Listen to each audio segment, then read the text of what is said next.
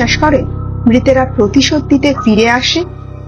আজকের গল্প আপনাকে সেই প্রশ্নের উত্তর দেবে। সাবধান, চারপাশ ভালো করে দেখুন, কারণ আজকের রাত হয়তো আপনার শেষ স্বাভাবিক রাত হতে পারে। নমস্কার বন্ধুরা, মিডনাইট গল্পে আপনাদের সবাইকে স্বাগত। আজ শোনাব প্রতিশোধের অট্টালিকা। জঙ্গলের মাঝখানে দাঁড়িয়ে আছে এক পরিত্যক্ত অট্টালিকা।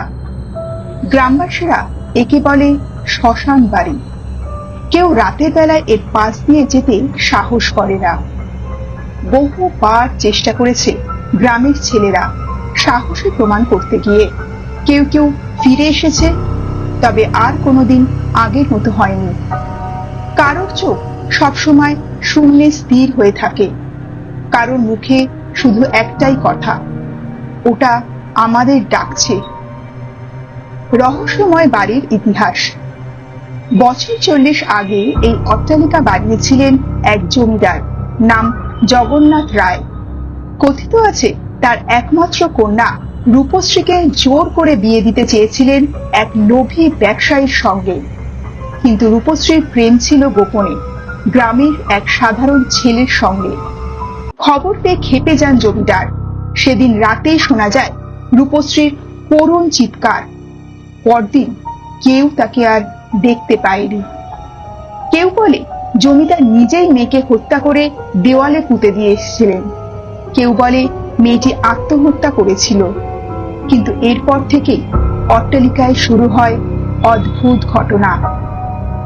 রাত হলেই জানলা থেকে শোনা যায় নারী কণ্ঠের বিলাপ, বাবা কেন আমায় মারছো? জমিদার পাগল হয়ে মারা যায় কিছুদিনের মধ্যেই। তারপর থেকে এই বাড়ি ফাঁকা। কিন্তু ফাঁকা মানে কি? নতুন আগন্তুকরা।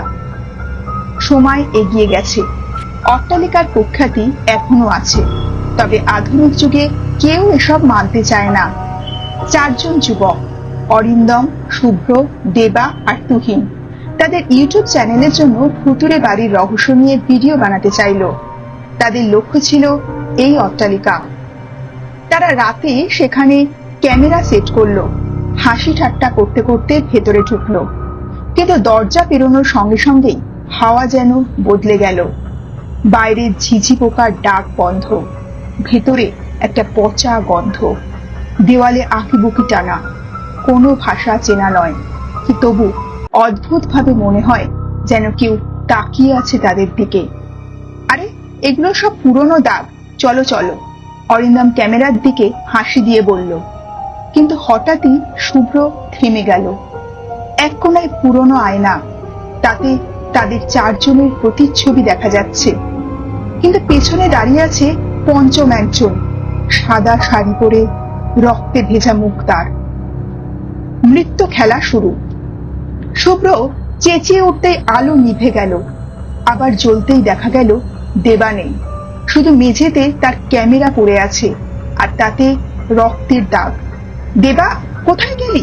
তুহিন চিৎকার করতেই ওপর থেকে শোনা গেল নারী কণ্ঠের হাসি। এখন কি পালাবে? তারা দৌড়ে সিঁড়ি বেয়ে ওপরে উঠল। অন্ধকার ঘরে একটি বিছানার ওপর বসে আছে রূপশ্রীর ছায়া। সে ধীরে ধীরে মুখ তুলল। চোখ নেই, শুধু কালো ফাঁকা গহ্বর। সে হাত বাড়ালো, তুহিনকে টেনে নিয়ে গেল অন্ধকারে। অরিন্দম আর শুভ্র কোনোভাবেই বাইরে বেরোতে চাইল, কিন্তু দরজা নেই, দেওয়ালে লেখা রক্তে প্রতিশোধ এখনো শেষ হয়নি। অভিশাপের শেষ রাত্রি। শুভ্র অরিন্দমকে টেনে জানলা ভেঙে ফেলল। কিন্তু ভোরে গ্রামবাসীরা শুধু একজনকে পেল, শুভ্রকে। সে এক কথা বারবার বলছিল, ও আসছে, ও আসছে। আজও প্রতি পূর্ণিমায় সেই অট্টালিকা থেকে ভেসে আসে নারী কণ্ঠ, আমার ভালোবাসা কেড়ে নিয়েছিস, তুই এখন মর। গ্রামবাসীরা বলে ওখানে কেউ ঢুকলে আর মানুষ হয়ে বেরোয় না। বন্ধুরা, যদি মনে হয় গল্পটা আপনাকে কাঁপিয়ে দিয়েছে, লাইক দিন আর শেয়ার করুন ভিডিওটি। কমেন্টে জানান আপনি কি সাহস করে এই বাড়িতে যেতে পারবেন? আরো ভয়ঙ্কর গল্প শুনতে এখনই সাবস্ক্রাইব করুন আমাদের মিডনাইট গল্প চ্যানেলটিকে। মনে রাখবেন কিছু বাড়ি কখনো খালি থাকে না।